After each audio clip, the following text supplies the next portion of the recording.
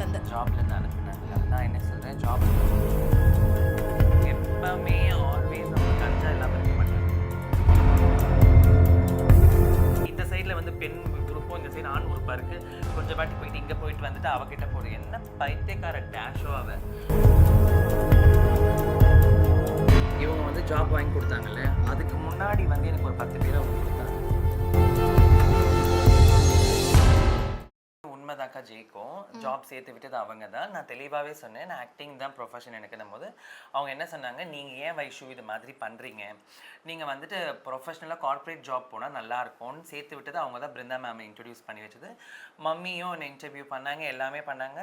நான் 8 months work பண்ணேன்.